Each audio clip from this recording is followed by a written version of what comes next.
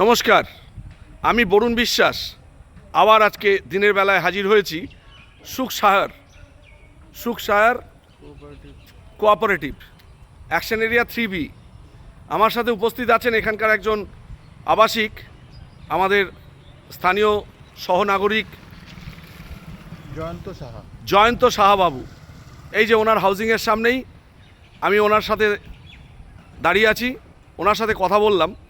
আমি জয়ন্তবাবুকে অনুরোধ করব, আপনাদের এই জায়গাটা আমি ঘুরে যা দেখলাম, চারিদিকে অনেক সমস্যা আছে, যে সমস্যাগুলো নিয়ে আপনারা খুবই একটা অশান্তির মধ্যে জর্জরিত অবস্থায় আছেন। আমি আপনার কাছে অনুরোধ করব জয়ন্তবাবু, কী কী সমস্যা আছে আপনি একটু যদি দয়া করে বলেন।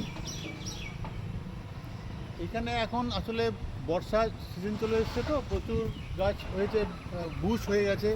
তাতে আপনাদের মানে এখানে পোকামাকড়, সাপ এসবের চলাচল বেড়ে গেছে। তাই আমাদের ভেতরে আমরা সাপ দেখতে পাই, সাপ আমরা মেরে ইয়ে করেছি, কিন্তু এই বুশগুলো কেটে দিলে অতটা মুভমেন্ট ওদের হবে না। এখানে মশার উপদ্রব কেমন আপনাদের? মশার উপদ্রব নিচের আমার তো 10 তলায় আছে, সেরকম অর্থে নেই আর কি, কিন্তু 3 তলায় আমার মায়ের, সেখানে বেশ ভালোই উপদ্রব আছে। আচ্ছা, আর এছাড়া এখানে কি কি অসুবিধার সম্মুখীন আপনারা হচ্ছেন স্থানীয় নাগরিক হিসেবে? একটা প্রবলেম তো মানে এই যে রাস্তার উপরে যে ম্যানহোলগুলো আছে, সেটা আমরা অনেকবার আমি ফোন করে এনকে রিপোর্ট করেছি। হ্যাঁ, ম্যানহোলগুলো ভাঙা আছে এবং একদম বেঁকে গেছে। অন্ধকারের মধ্যে যদি গাড়ি একটু স্পিডে আসে, গাড়ি অ্যাক্সিডেন্ট হওয়ার খুব সম্ভাবনা। আচ্ছা জয়ন্তবাবু, আমি সঠিক বলছি কি না আপনি বলবেন। আমি দেখতে পাচ্ছি আপনাদের এখানে পেভমেন্ট বলে কিছু নেই। এই যে দেখুন, পেভমেন্ট বলে কিচ্ছু নেই, এবং স্ট্রিট নাম্বারের বোর্ডগুলোও ঠিকমতো, এই দেখুন ইন্ডিকেটার বোর্ডগুলোও ঠিকমতো লাগানো নেই স্ট্রিট নাম্বার উল্লেখ করে। এই যে এই দেখুন। হ্যাঁ, এটা জয়ন্তবাবু, আমি কি এটা ঠিক বলছি? কিন্তু এটা এটা ঠিকই আছে। এটা তো আমি এই যদিও আগে কোনোদিন দেখিনি, খেয়াল করিনি, মানে ইয়ে করে। আমি আসার সময় দেখলাম যে ডান দিকে এর আগের রাস্তাটাতেও ওই বোর্ডটা নেই, স্ট্রিট নাম্বার মেনশন করা। হ্যাঁ, সার্ভিস রোডে।